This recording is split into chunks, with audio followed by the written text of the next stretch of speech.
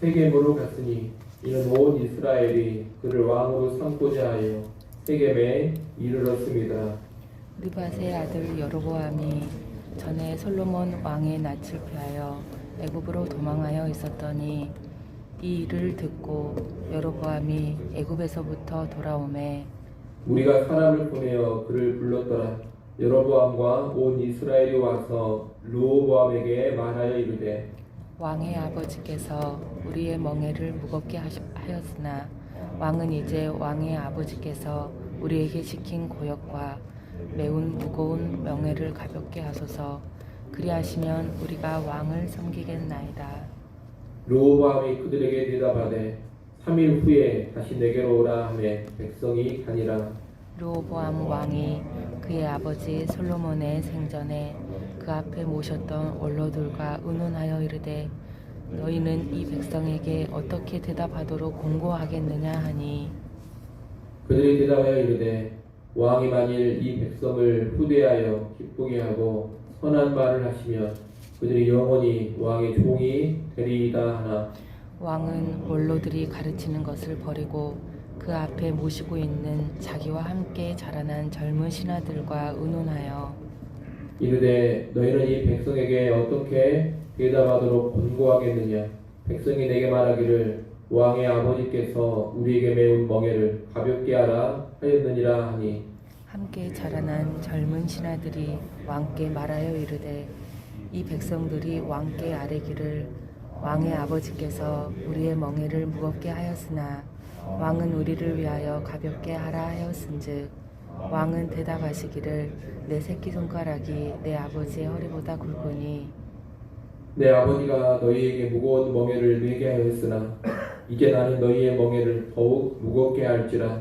내 아버지는 가죽 채찍으로 너희를 치셨으나 나는 전갈 채찍으로 하리라 하소서 하더라. 3일 만에 여로보암과 모든 백성이 르호보암에게 나왔으니 이는 왕이 명령하여 이르기를 3일 만에 내게로 다시 오라 하였음이라.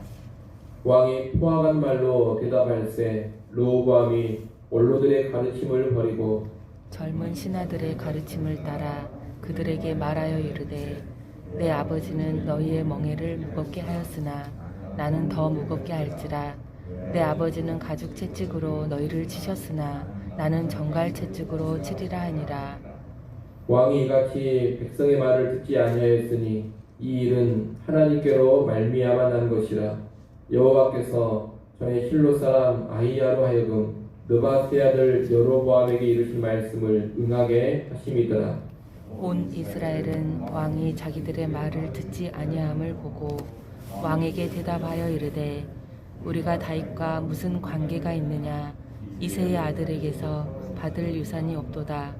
이스라엘아 각각 너희의 장막으로 돌아가라. 다윗이여 이제 너는 내 집이나 돌보라 하고 온 이스라엘이 그들의 장막으로 돌아가니라. 그러나 유다 성읍들에 사는 이스라엘 자손들에게는 르호보암이 그들의 왕이 되었더라. 르호보암 왕이 역군의 감독 하도람을 보냈더니 이스라엘 자손이 저를 돌로 쳐 죽인지라. 르호보암 왕이 급히 수레에 올라 예루살렘으로 도망하였더라. 같이 봅니다. 이에 이스라엘이 다윗의 집을 배반하여 오늘날까지 이르니라. 아멘.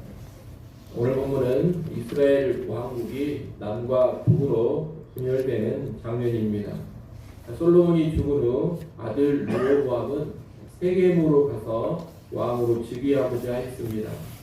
예루살렘을 두고 세겜으로 간 것은 북쪽 지파들의 지지를 얻으며 왕으로 즉위하기 위해서입니다. 솔로몬 왕의 통치 후반부에 심한 노역으로 인해서 북쪽 지파들의 민심이 좋지 않았습니다. 그래서 북쪽의 중심지인 세겜으로 가서 왕위에 오르고자 한 것입니다. 2절에 보면 여로보암이라는 인물이 등장합니다. 그는 솔로몬의 감독관으로 일했던 사람인데 선지자를 통해서 이스라엘 10지파의 왕이 되리라 이런 예언을 받은 사람입니다. 여로보암은 그 예언으로 인해서 솔로몬에게 위협을 당하고 애굽으로 도망을 쳤습니다. 그 여로보암이 솔로몬 왕이 죽었다는 말을 듣고서 다시 이스라엘로 돌아온 것입니다. 백성은 이 여로보암과 함께 르호보암에게 가서 4절에 요구를 합니다. 솔로몬이 지은 무거운 멍에를 가볍게 해주면 르호보암을 왕으로 섬기겠다는 겁니다. 솔로몬 통치 말기에 백성들은 과도한 세금과 강제의 노역으로 많은 고통을 당했습니다. 특별히 솔로몬이 남부의 유다 지파와 예루살렘을 중심으로 해서 왕권을 강화시켰기 때문에 북쪽 지역의 지파들의 불만이 아주 많았습니다. 이런 상황에서 르호보암이 왕이 되자 솔로몬이 부과했던 과도한 짐을 덜어달라는 요구를 백성들이 한 겁니다. 백성의 요구는 일종의 협박일 수도 있습니다만 반대로 이 백성의 불만과 원성을 잠재울 수 있는 좋은 기회이기도 합니다. 이 백성의 요구 앞에서 르호보암은 신중을 기하기 위해 백성에게 3일 후에 다시 오라고 합니다. 르호보암은 백성에게 어떤 대답을 해줘야 될지 먼저 아버지 솔로몬을 섬기던 원로들의 조언을 듣습니다. 실제로 보면 원로들은 백성의 요구를 들어주고 호의적으로 대하라 그렇게 조언을 합니다. 그렇게 한다면 백성이 르호보암의 영원한 종이 될 것이라고 합니다. 원로들은 백성의 의중을 제대로 파악하고 있습니다. 지금 이 백성은 노역이라든가 세금으로부터의 완전한 해방을 요구하고 있는 것이 아닙니다. 줄여달라 이런 요구를 하고 있습니다. 그들은 관대한 지도자를 원하고 있는 겁니다. 그런데 르호보암은 이 원로들의 조언을 따르지 않았습니다. 아마 그들의 요구들이 하면 백성이 원하는 대로 해주면 왕을 무시할 수 있으리라, 내 왕권이 약해지리라 이렇게 생각을 했던 것 같습니다. 그래서 원로들의 조언을 따르지 않고 대신에 자신과 함께 자랐던 젊은 신하들의 조언을 듣고 따릅니다. 젊은 신하들은 백성에게 더 강력하게 통치를 하라 그렇게 조언을 해줍니다. 10절 11절에 보면 그들은 백성의 세금과 노역을 더 늘리고 솔로몬보다 더 강력한 폭력으로 다스려라 그렇게 조언을 해줍니다.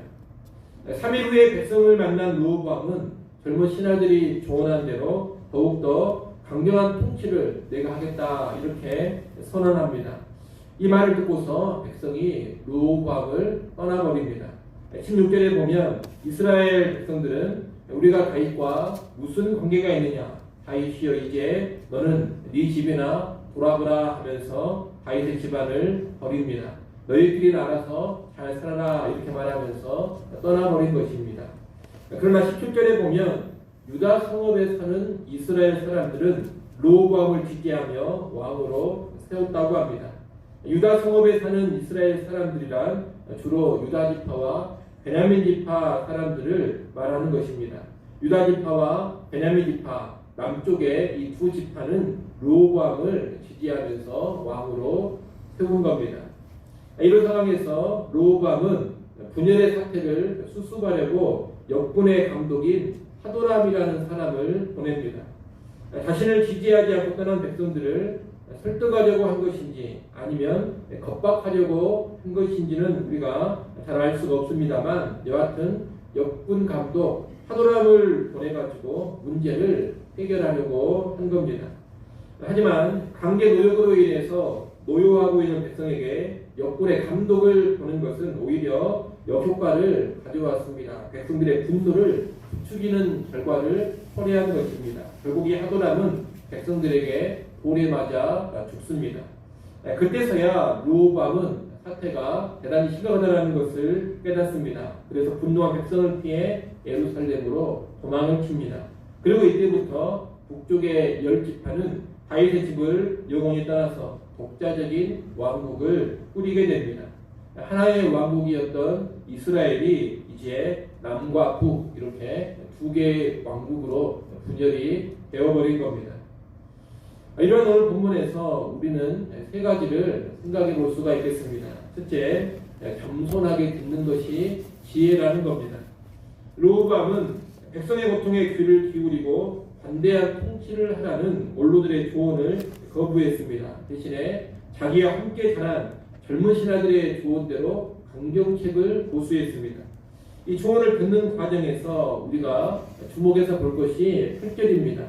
8절 말씀을 여러분이 한번 읽어보십시오. 8절 말씀 읽습니다. 왕은 원로들이 가르치는 것을 버리고 그 앞에 모시고 있는 자기와 함께 자라난 젊은 신하들과 의논하여. 이 8절 말씀을 보게 되면 르호보암이 원로들의 조언과 젊은 신하들의 조언을 함께 듣고서 판단을 한 것이 아닙니다. 원로들의 조언을 먼저 듣습니다만 듣고 나서 원로들의 조언을 버려버리고 그 다음에 젊은 신하들과 의논을 했다고 합니다. 이것은 뭘 보여주는 것이냐? 르호보암의 마음에 이미 원하는 바가 있었다는 겁니다. 그가 듣고 싶은 말이 있었습니다. 그런데 원로들의 조언은 그가 듣고 싶은 내용이 아니었습니다. 그래서 그 조언을 달가워하지 않고 버려버린 채 젊은 신하들의 의견을 들으려고 간 것입니다. 다시 말하면 젊은 신하들의 의견을 듣기 전에 이미 원로들의 조언을 내팽개쳐 버렸다는 겁니다. 다시 말하면 조언을 구하고 있는 이 르호보암의 행위는 요식 행위에 지나지 않았다는 겁니다. 겸손하게 지혜를 얻으려고 조언을 구한 것이 아닙니다. 정말로 내가 어떻게 해야 하는지를 알고 싶어서 물어본 것이 아닙니다. 이미 그의 마음에 어떤 것을 정해놓고서 자기가 듣고 싶은 말을 들으려고 하는 형식적인 조언의 절차에 지나지 않았던 겁니다. 그런 고집과 어리석음으로 인해서 르호보암은 10지파를 잃어버렸습니다. 그리고 나라가 분열되는 아픔을 겪게 된 것입니다. 우리가 이 르호보암의 태도를 경계해야 합니다. 조언을 듣거나 다른 사람의 의견을 들을 때에는 먼저 내 마음을 비우는 것이 중요합니다. 이미 마음속에 내가 어떻게 해야 되겠다 결정을 내려놓고서 다른 사람의 조언을 듣거나 의견을 수렴하는 것은 아무런 의미가 없다는 겁니다. 그런 식으로 나가면 듣고 싶은 말만 듣게 됩니다. 자신의 생각에 반하는 의견은 일단 거부해버리고 자기의 생각을 지지해주는 의견만 계속 수용하는 모습을 보인다는 겁니다. 그렇게 한다면 굳이 다른 사람의 조언이나 의견을 들을 필요가 없는 겁니다. 어차피 자기 생각대로 할 것인데 다른 사람의 조언이나 의견을 들을 필요가 어디 있겠습니까? 그런 사람은 결국 다른 사람을 통해 아무것도 배우지 못하고 지혜를 얻지도 못합니다. 그냥 자기 하고 싶은 대로 고집스럽게 하다가 몰락을 하는 겁니다. 여러분, 내 생각을 지지해주는 그런 말만 들으려고 하지 마십시오. 듣고 싶은 것만 들으려고 해서는 안 됩니다. 언제나 나의 생각, 나의 뜻을 내려놓고서 다른 의견, 다른 생각을 있는 그대로 들을 줄 알아야 합니다. 그리고 정말로 더 나은 의견을 따를 줄 알아야 합니다. 그것이 지혜이고 그렇게 나가야 무너지지 않고 올라가지 않는 겁니다. 우리가 하나님 말씀 앞에 설 때에도 마찬가지입니다. 내 생각을 지지해주는 말씀만 골라서 들으려고 하면 안 됩니다. 내가 듣고 싶은 말씀만 들으려고 해서는 안 된다 이 말입니다. 말씀을 있는 그대로 들을 줄 알아야 합니다. 그것이 진정한 지혜입니다. 우리에게는 그렇게 내 생각을, 내 뜻을 먼저 내려놓고 겸손하게 들을 수 있는 그런 지혜가 있기를 간절히 소원합니다. 둘째로 공감하는 것이 지혜라는 겁니다. 백성은 르호보암에게 와서 고통을 호소했습니다. 우리가 너무나 힘들다고 호소한 것입니다. 원로들도 백성의 고통을 이해하고서 짐을 덜어줘야 한다 그렇게 조언을 했습니다. 그러나 르호보암은 백성의 이런 고통의 호소에 전혀 공감을 하지 못하고 있습니다. 아마 이 르호보암이 왕의 아들로 태어나서 호의호식하며 살았고 다른 사람들이 왕자라면서 늘 떠받들어주는 그런 삶을 살다 보니 고통에 대한 공감 능력이 떨어진 것으로 보입니다. 르호보암은 백성을 또 고통스럽게 해도 아무런 문제가 없으리라 이런 생각을 하고 있습니다. 내가 더 무섭게 하고 더 폭력적으로 대해도 괜찮다 이런 생각을 하고 있는 겁니다. 그러다가 백성이 분노해서 하두람을 돌로 쳐 죽여버리니 그때서야 두려움을 느끼고 도망을 칩니다. 좀 더 일찍 백성 두려운 줄을 알았더라면 백성의 고통을 이해했더라면 그런 일을 당하지 않았을 텐데 큰 사태를 겪고 나서야 깨달음을 얻은 겁니다. 늦은 깨달음입니다. 이 르호보암은 백성의 입장에서 전혀 생각할 줄을 몰랐던 어리석은 지도자다, 이렇게 말할 수가 있겠습니다. 공감 능력이 부재한 그런 지도자인 것입니다. 여러분, 공감하지 못하는 것은 아주 큰 어리석음입니다. 아파하는 사람을 보면 같이 아파할 줄 알아야 되고, 힘들어하는 사람을 보면 같이 힘들어할 줄을 알아야 합니다. 다른 사람의 입장, 상대방의 입장에서도 서 봐야 합니다. 아랫사람들의 형편을 이해할 줄도 알아야 합니다. 그래야지만 지혜로운 판단을 내릴 수가 있는 겁니다. 우리는 그렇게 공감할 수 있는 지혜를 소유할 수 있기를 바랍니다. 마지막 세 번째로 오늘 본문에서 우리가 볼 것은 부정적인 일에도 하나님의 섭리가 있다는 겁니다. 르호보암은 분명히 어리석고 그릇 행했습니다. 나라의 분열은 명백한 그의 잘못에서 나타난 것입니다. 하지만 그 일을 그냥 두고 보신 하나님의 섭리가 배후에 있습니다. 15절 말씀을 한번 보십시오. 15절 말씀 여러분이 한번 읽습니다. 15절 읽습니다. 왕이 이같이 백성의 말을 듣지 아니하였으니 이 일은 하나님께로 말미암아 난 것이라. 여호와께서 전에 실로 사람 아히야로 하여금 느밧의 아들 여로보암에게 이르신 말씀을 응하게 하심이더라. 아멘. 이 15절 말씀은 하나님의 섭리를 알려주고 있는 말씀입니다. 이 부정적인 일을 통해서 전에 하나님께서 아히야 선지자를 통해 여로보암에게 하신 말씀, 곧 10지파의 왕이 되리라는 말씀을 이루시기 위해서 이 일을 그대로 허용을 하셨다는 겁니다. 다시 말하면 하나님은 르호보암의 어리석음과 실책을 통해서 자신의 뜻을 이루어가고 계시는 겁니다. 여러분, 인간의 역사와 우리 개개인의 인생이 단지 우리에게만 달려있다면 소망이 없을 겁니다. 인간의 실책과 실패가 전부라면 소망이 없다는 겁니다. 그러나 인간의 어리석음과 실책, 실패가 있지만 그런 가운데서도 하나님의 섭리가 흐르고 있기 때문에 소망을 품을 수가 있습니다. 결국에는 선하신 하나님의 뜻이 역사 가운데 성취가 됩니다. 그리고 결국에는 우리 개개인의 인생 가운데 하나님의 선한 뜻이 이루어집니다. 그 선한 하나님의 섭리가 있기 때문에 우리는 실책과 실패가 있음에도 불구하고 소망을 품을 수가 있는 겁니다. 여러분, 언제나 주의 뜻이 이루어집니다. 이를 아시고 실책과 실패가 있고 또 그로 인한 부정적인 상황이 펼쳐진다 하더라도 절대로 소망을 잃어버리지 않기를 바랍니다. 부정적인 상황에서도 소망을 품을 줄 알아야 합니다. 왜 그렇습니까? 하나님의 섭리가 배후에서 면면이 흐르고 있기 때문입니다. 그리고 반드시 주의 뜻이 이루어지기 때문입니다. 이를 꼭 기억하시고 여러분, 모든 형편, 모든 상황 속에서 또 부정적인 결과를 초래한 그런 형편 속에서도 주님의 뜻이 이루어지다, 이런 믿음의 고백을 하면서 하루하루 살아갈 수 있기를 간절히 소원합니다. 기도하겠습니다.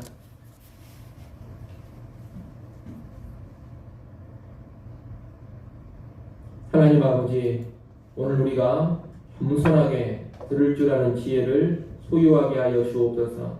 다른 사람의 의견을 들을 때, 조언을 들을 때, 또 말씀 앞에 설 때 내 뜻과 내 생각을 내려놓을 줄 알게 하여 주옵소서. 나를 비우고 말씀을 듣게 하시고 나를 비우고 지혜자들의 조언을 듣게 하여 주옵소서. 하나님 또한 공감할 줄 아는 성도들 될 수 있기를 간절히 원합니다. 고통당하고 힘들어하는 사람들의 마음을 이해할 줄 알게 하시고 다른 사람들의 입장에 서볼 줄 아는 그런 공감의 지혜자들 되게 하여 주옵소서. 특별히 하나님, 부정적인 상황 가운데서도 하나님의 섭리가 배후에 흐르고 있음을 우리가 분명히 알게 하시고 믿게 하여 주옵소서. 그리하여 우리의 실패와 우리의 실수 가운데서도 하나님의 뜻이 이루어짐을 소망할 줄 알게 하여 주옵소서. 부정적인 상황 속에서도 소망을 잃어버리지 않게 하여 주시옵소서.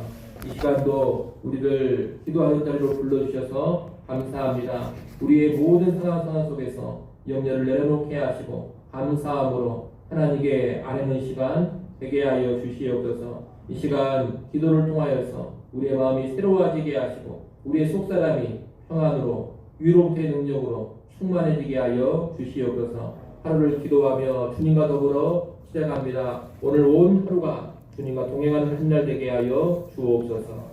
예수님의 이름으로 기도드리옵나이다. 아멘.